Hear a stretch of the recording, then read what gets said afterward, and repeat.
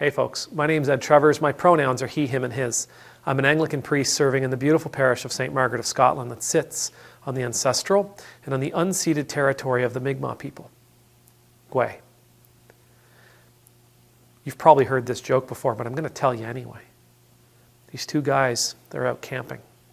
They've got a campfire, they've got food laying around, and they've got a nice big tent, and they got a little radio playing some music, or maybe it's their cell phone, or maybe they brought their computer device, whatever the case is. They got music, fire, food, a couple beer laying around, having a good time. They're out in the woods underneath the stars, and they hear a rustling. They hear just a little bit of a rustling off, and they think they hear steps, and they hear a low, deep growl. And then just over there in the clearing, just where the trees meets the grass, big 400-pound bear steps out. The first guy, he gets up, he takes off.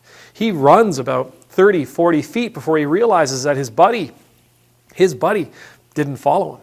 He turns around, looks behind him, he looks at his friends, he yells out, "What are you doing? Come on!" He sees his friend's putting on his sneakers, tying his laces real good and tight. "What are you doing? The bear's almost on top of you." And the guy responds, "I don't need to outrun the bear. I just need to outrun you." Applause. I really like your comments. I really love all the things that people offer in those comments. Sometimes they're challenging, sometimes they're enlightening, sometimes they're affirming, but they're always valuable. I find the comments so incredibly valuable. I don't necessarily get a chance to respond to all of them, though I would love to, because each comment represents a conversation that I would love to have, and that's just not possible. But every now and then, there's a comment that will grab me. And I don't know if they mean to be inspiring, or if it's just what they were feeling in that moment, or whatever the case may be. But this one comment, and I haven't been able to find it, it said something along the lines of, "We were raised to see one another as a threat."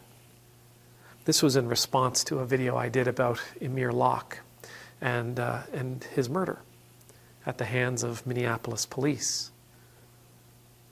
The video, I asked that we all see one another as human beings, as creatures, creation, children of God. And this person commented, "We're raised to see each other as threats." Now I took it and I ran with it. If we are raised to see each other as threats, how then can we see each other as equals? Well, we can't.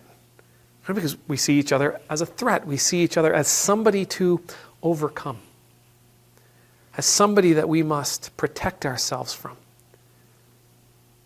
A threat is just another type of an object.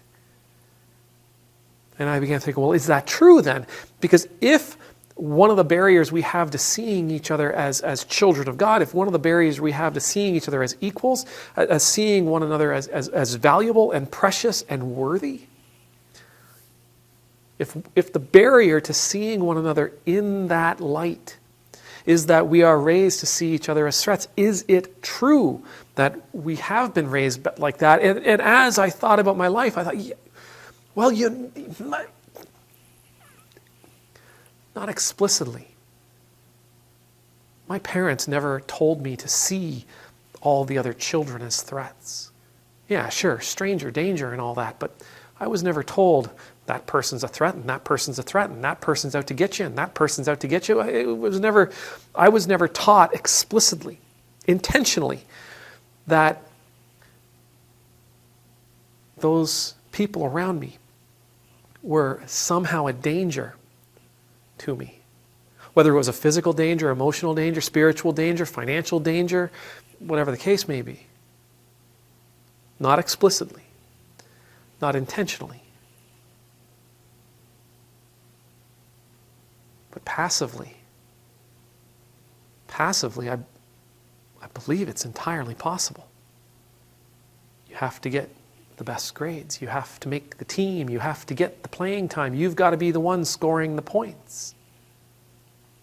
You've got to be the one with the best job, making the best money.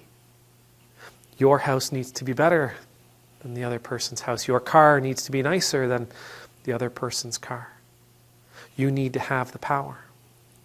You need to rise above the rest. Cream of the crop and all that. Right? You need to push, you need to push, you need to push, you need to struggle, work to make your way up higher. Well, higher than who? Better than who? Nicer than whose car? More money than who? This sense of competing with one another. No, I'm not saying that we were all raised in a way that we were told explicitly that the kid sitting next to us on the bus or in school was a threat, but there was always this underlying current of competition. And in competition, there's a winner and there's a loser. And if someone beats you, you can't possibly be the winner, which means you must surpass them. You must work harder than them. You must beat them.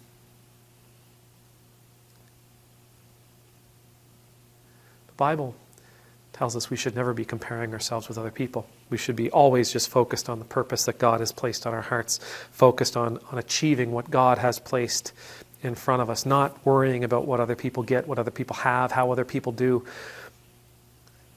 The Bible tells us when we look at other people, it should be about trying to raise them up. All of them, all people, doing what we can to help them achieve what we've achieved, help them achieve health, help them achieve status, help them achieve prosperity. Our job is to raise each other up. But if we see one another as competition, as this comment, and please understand, this is me just sort of